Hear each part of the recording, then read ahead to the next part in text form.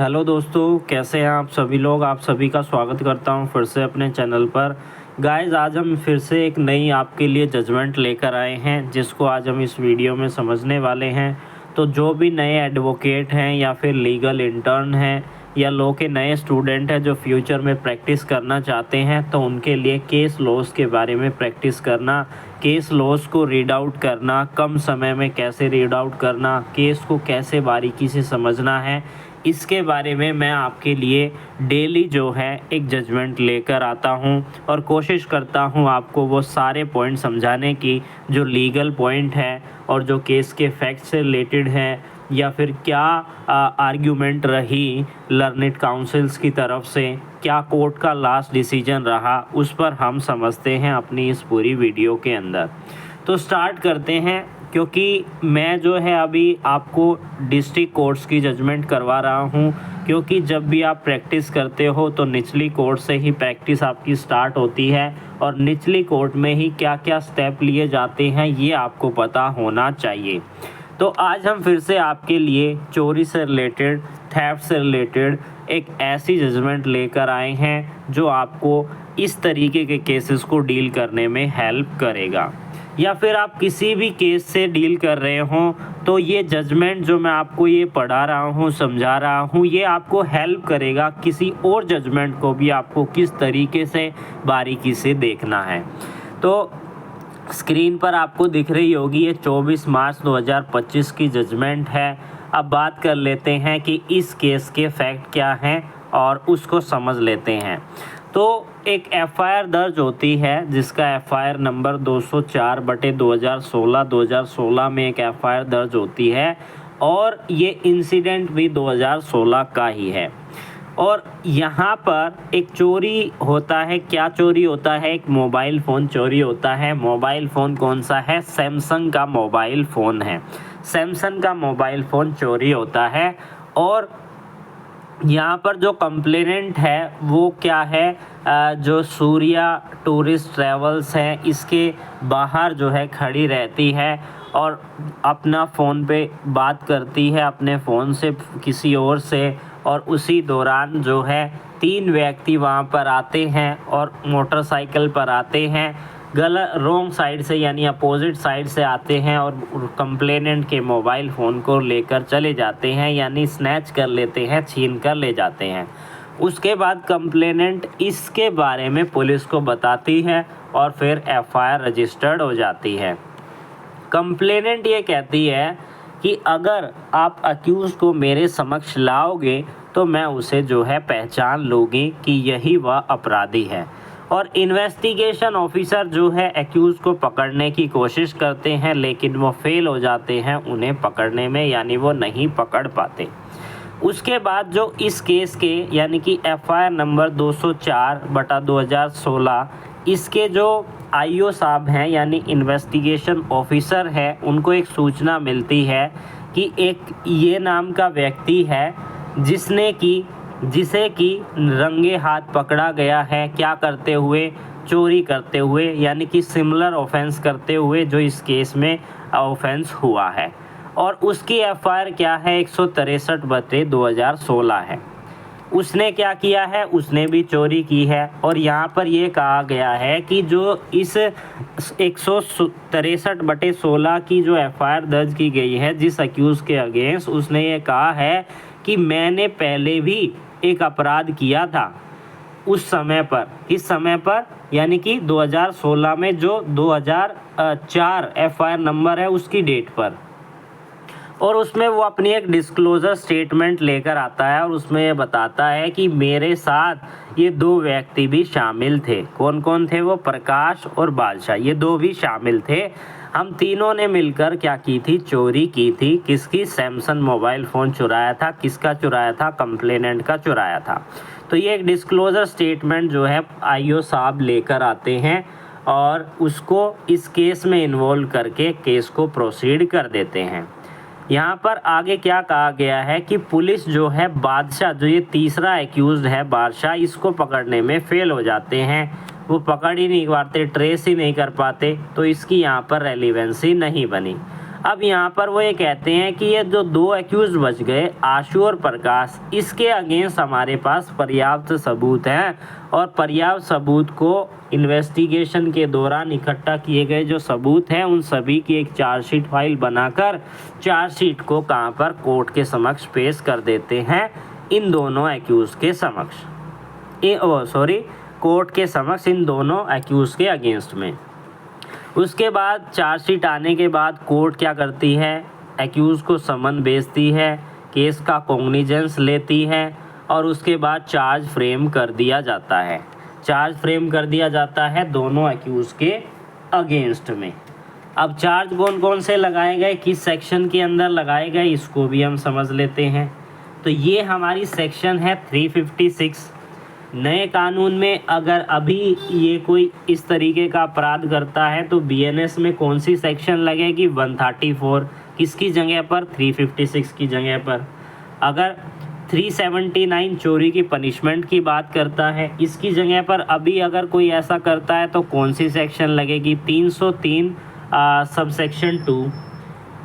इसके अलावा 34 जो कॉमन इंटेंशन की बात करता है उसकी जगह पर 3 सबसेक्शन 2 यानी कि 3/5 या हम कह सकते हैं 3/5 IP वो BNS जो है लगेगी। अब यहाँ पर कॉमन इंटेंशन थी इसलिए 34 यहाँ पर शामिल हो जाती है यानी कि 3/5 शामिल हो जाती है। अब इन दोनों एक्यूज़ के अगेंस्ट चार्ज लगा दिया जाता है आशु और प्रकाश के अगेंस्ट और वो ये कहते हैं कि मुझे गलत फंसाया गया है, मैं गिल्टी नहीं हूँ और केस को आगे प्रोसीड कर दिया जाता है, जिसमें कि प्रोसिक्यूशन की तरफ से 10 गवाहों की गवाही की जाती है। अब ये सारे गवाह हैं इस केस के अंदर जो कि शामिल हुए हैं। उसके बाद एक जो अक्यूज्ड है आशु, वो जो है कोर्ट की प्रोसीडिंग में शामिल ही नहीं होता, वो अपीयर ही नहीं होता। कोर्ट की प्रोसीडिंग चल रही है और वो आ ही नहीं रहा है, उसका कुछ अता पता नहीं है, ना पुलिस वाले उसे ढूंढ पा रहे हैं। तो कोर्ट क्या करती है, 82 ऑफ CRPC की प्रोसीडिंग उसके अगेंस्ट चला देती है। अब इसमें 82 की प्रोसीडिंग चलाने के बाद उसको एब्सकॉन्ड कर दिया जाता है। ये एक्स्ट्रा इन्फॉर्मेशन है जो आपको मिल रही है, यानी कि 82 की प्रोसीडिंग चलाने के बाद आपको क्या कर दिया जाएगा, अगर आप एक्यूज्ड है, अगर ऐसा कोई भी व्यक्ति जो एक्यूज है जिसके अगेंस्ट 82 के ऑर्डर हो गए तो यानी कि उसे भगोड़ा घोषित कर दिया जाता है और ये ऑर्डर आ जाता है इस डेट को। और फर्दर प्रोसीडिंग किसके अगेंस्ट की जाती है, प्रकाश के अगेंस्ट, क्योंकि एक को तो ट्रेस कर ही नहीं पाए, जो बादशाह था उसको तो ट्रेस ही नहीं कर पाए, एक कोर्ट में अपीयर ही नहीं हो रहा, उसको एब्सकॉन्ड कर दिया। अब बचा तीसरा एक्यूज जो है प्रकाश।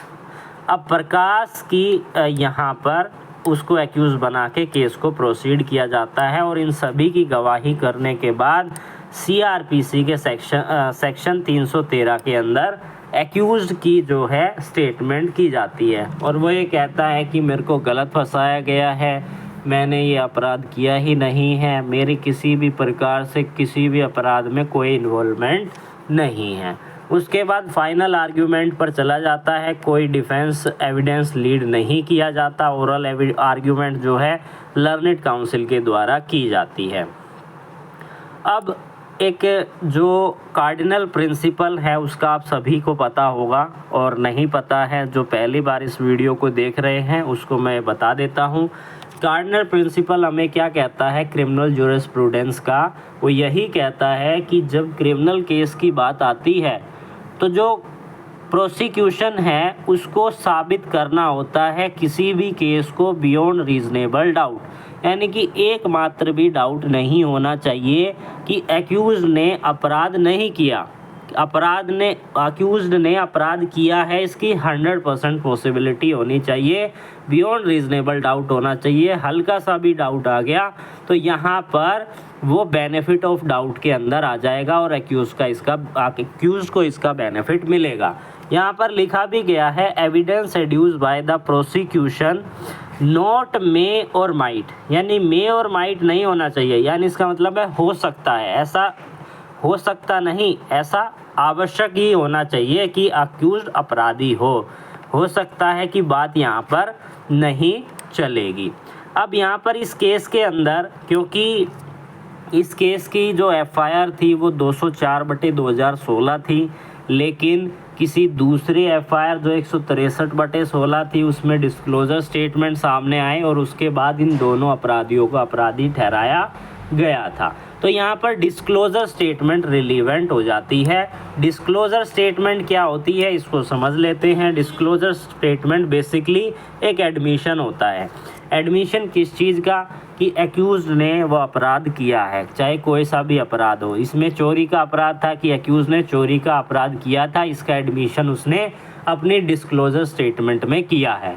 तो डिस्क्लोजर स्टेटमेंट को हम एक तरीके से कन्फेशन भी कहते हैं। अगर हम यह कह देते हैं कि मैंने ही अपराध किया है, मैं ही गिल्टी हूँ, तो बस केस को आगे प्रोसीड करने की ज़रूरत ही क्या है। जब एक्यूज ने अपने गुनाह को कबूल कर लिया है, अब उसे सज़ा ही सुनाई जाएगी।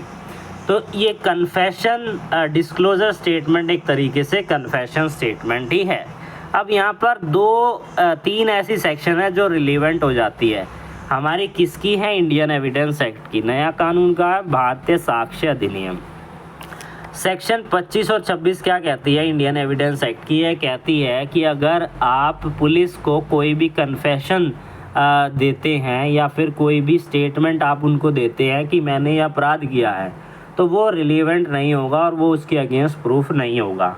इसी तरीके से अगर कोई भी एक्यूज जुडिशियल कस्टडी में है, यहाँ पर स्पेसिफिकली बताया गया है confession made by accuse while he is in a custody of a police can not be prove against the accuse, वो एक्यूज के अगेंस्ट प्रूफ ही नहीं होगा।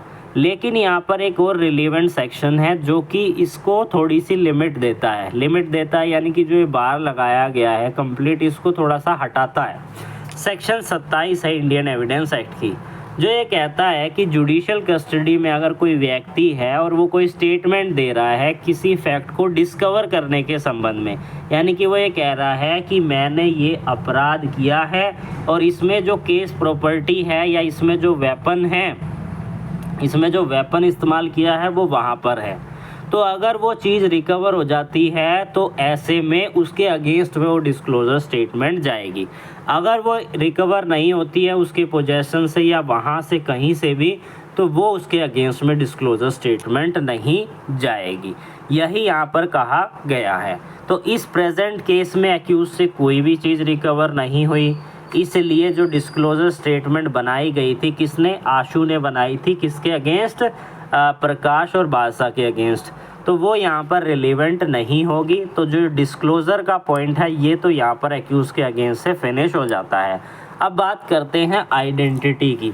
क्या यही अपराधी थे जिन्होंने चोरी का फ़ोन जो है चुराया था, या कोई और भी हो सकता है? तो यहाँ पर डाउट क्रिएट नहीं होना चाहिए, जो हमारा कार्डिनल प्रिंसिपल हमें ये बताता है।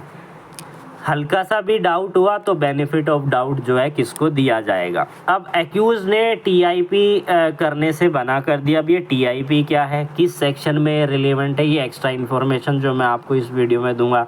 टीआईपी यानी कि टेस्ट आइडेंटिफिकेशन परेड, जिसमें कि गवाह को एक्यूज़ के समक्ष लेकर जाया जाता है और उनसे बताया जाता है क्या इन सभी में से कोई वो अपराधी है जिसने ये ऑफेंस किया है। अगर वो हाँ कर देता है तो टीआईपी में उसे एक्सेप्ट कर लिया जाएगा, उसकी आइडेंटिटी प्रूव हो जाएगी। अगर वो मना कर देता है तो उसके एक्यूज़ के फेवर की बात ये हो गई। सेक्शन 9 में ये रिलेवेंट होता है इंडियन एविडेंस एक्ट के अंदर। अब बात करते हैं, यहाँ पर रिफ्यूज़ इसलिए कहा कि उन्होंने, एक्यूज़ ने ये कहा हम ऑलरेडी फ़ोटो दे चुके हैं, तो टीआईपी करने का क्या मतलब बनता है जब फ़ोटो हमने दे ही दी है, उसमें भी हम ही हैं और वहाँ पर भी हम ही हैं। अब बात करते हैं कंप्लेनेंट ने क्या कंप्लेंट दी। क्या उसने अपनी कंप्लेंट में, जैसा हमने पहले भी पढ़ा था, उसने ये कहा था अगर एक्यूज़ मेरे समक्ष आ जाते हैं तो मैं उन्हें पहचान सकती हूँ कि हाँ भाई यही अपराधी हैं जिन्होंने मेरा फ़ोन चुराया है। लेकिन क्या केवल इतना बताने से कि मैं उन्हें सामने आने पर पहचान सकती हूँ, क्या उसकी आइडेंटिफिकेशन को एक्यूज़ की ये सही बनाते हैं? ऐसा नहीं है। उसको कुछ बताना भी तो होगा कि आपने कैसे आइडेंटिफाई किया एक्यूज़ को, ये तो बताना होगा ना।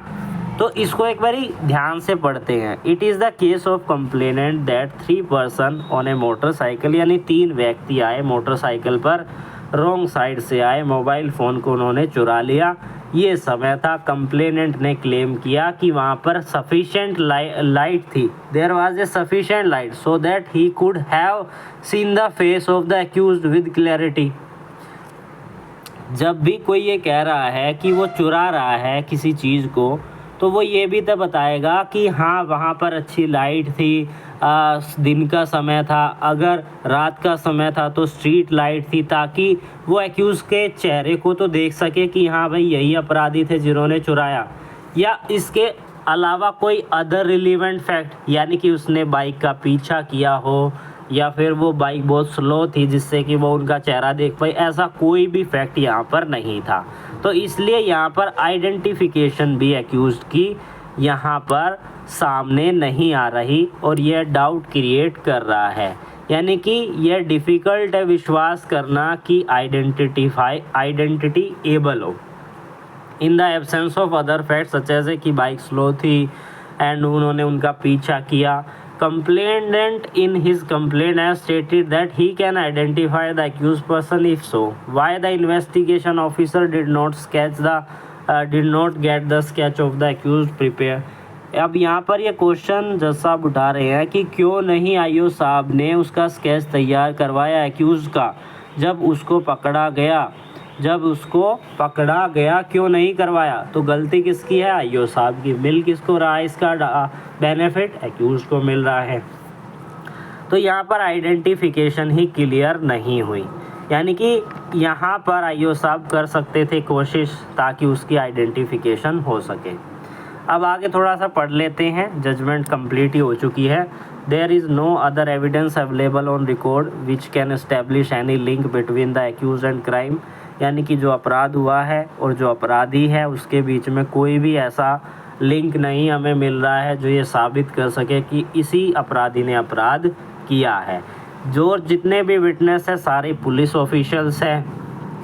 आईओ साहब ने चार्जशीट फाइल कर दी, लेकिन उन्होंने प्रोसिक्यूशन का क्या कहना है, यानी कि जो आईओ साहब हैं या जो पुलिस ऑफिशियल है उनका क्या कहना है कि अपराधी ने मोबाइल फ़ोन किसी भी पब्लिक पार्सल को बेच दिया 2000 रुपये में। तो क्यों नहीं पुलिस ने उस व्यक्ति को पकड़ा जिसने उसको चोरी किया? क्यों कोशिश नहीं की? ये पॉइंट यहाँ पर जज साहब यहाँ पर रख रहे हैं। There is no investigation on the point of effort to search the mobile. कोई भी ऐसा एफर्ट नहीं लिया गया। आईओ ने कोई भी इंफॉर्मेशन कलेक्ट नहीं की। आईओ इंफॉर्मेशन कलेक्ट कर सकते थे अबाउट द फ़ोन और ट्रेस कर सकते थे कि कौन था, लेकिन उन्होंने नहीं किया। अब इसका रीज़न तो इन्हें ही पता है, आईओ साहब को हम तो नहीं बता सकते। तो यहाँ पर आईओ साहब की कुछ गलतियाँ हैं, कुछ लैप्सेस हैं प्रेजेंट केस में, और बेनिफिट किसको मिल रहा है? एक्यूज़ को मिलेगा। प्रोसिक्यूशन फेल हो गया बियॉन्ड रीजनेबल डाउट केस को प्रूव करने में। तो ये थी आज की हमारी जजमेंट। कहने का मतलब है अगर चोरी के अपराध होते हैं तो उसमें आइडेंटिफिकेशन ज़रूरी है एक्यूज़ड की। अगर डिस्क्लोज़र स्टेटमेंट है तो डिस्क्लोज़र स्टेटमेंट में कोई चीज़ रिकवर भी होनी चाहिए। अगर रिकवर नहीं हो रही है तो वो उसके अगेंस्ट में साबित नहीं होगी। तो फिर मिलेंगे एक नई वीडियो और नई जजमेंट के साथ।